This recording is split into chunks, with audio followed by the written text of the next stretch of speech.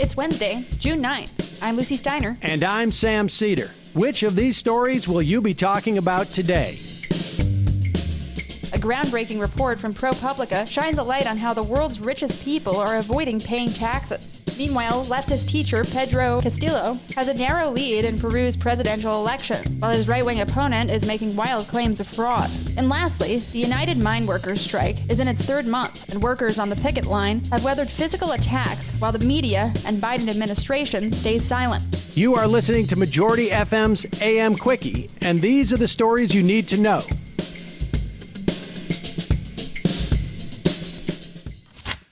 Nonprofit investigative outlet ProPublica got its hands on the scoop of the year so far, showing us the dirty details of how billionaires hide their wealth and avoid paying taxes. That may sound like a familiar refrain, but the data involved is stuff we've never seen before. ProPublica says the massive trove of IRS data was provided to them in a raw, unedited form, and the story out on Tuesday is the product of weeks of careful editing and reporting. The data shows that Jeff Bezos, Elon Musk, Michael Bloomberg, and many other billionaires often pay precisely $0 in federal income taxes, despite their massive net worth. ProPublica reports that they gleaned this through the massive dump of data, which shows not just tax records, but investments, stock trades, gambling winnings, and even the result of audits. Put together, it tells a story that we all know, that these people are not paying their fair share, or really any share. For years, though, that's been an easy truth for many in the government to avoid, which is why reporting like this is so vital. Already, it's reignited calls for Elizabeth Warren and other prominent politicians to institute a wealth tax, which would pay a tax on any person's total net worth,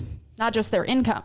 It's almost a given that these billionaires would seek ways to get out of that too. But the fact is, right now, they don't even have to try.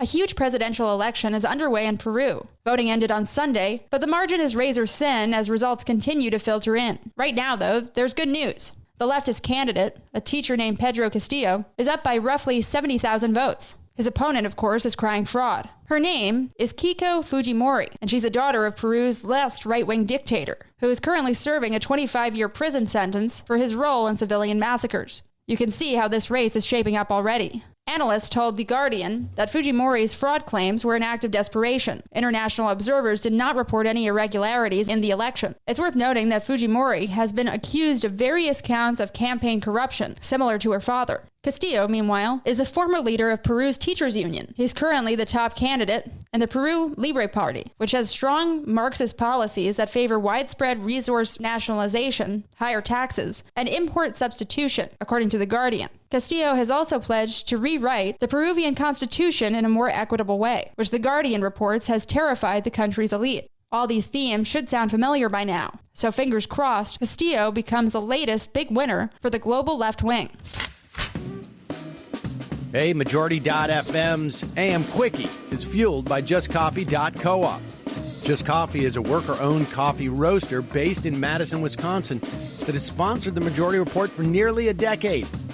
Check out their collection of fair trade roasts, including our own Majority Report blend, and regardless of what you order, receive 10% off of your order when you use the code MAJORITY at checkout. All shipping, of course, is free. That's coupon code MAJORITY at justcoffee.coop.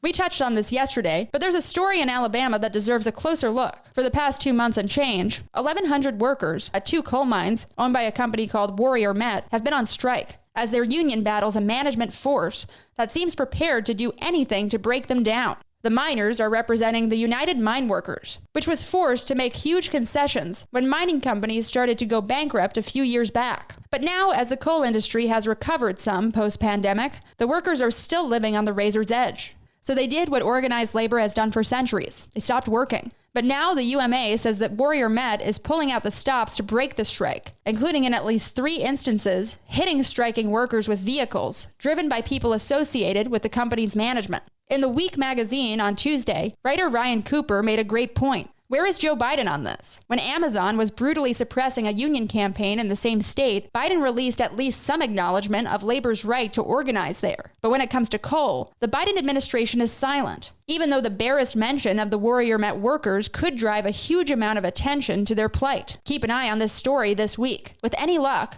it'll start getting some traction in the wider media. And now, for some quicker Quickies. Quicker Quickie. The confusion we're all feeling with the Democratic Party isn't unique to the left. NBC News reports that a survey of new Democratic focus groups found that many voters, quote, have trouble describing a clear positive vision of what the Democratic Party stands for, unquote.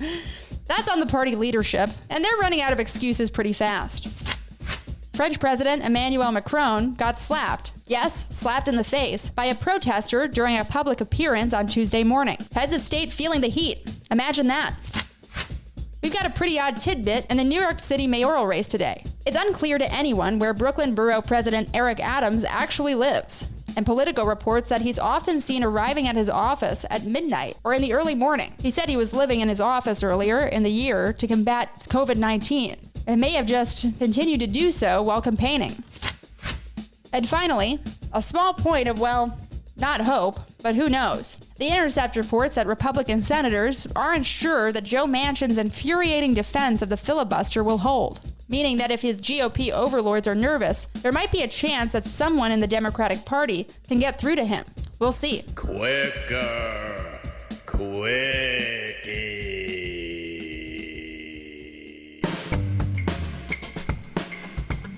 That's it for the Majority Report's AM Quickie today. Sam and Emma will be with you shortly.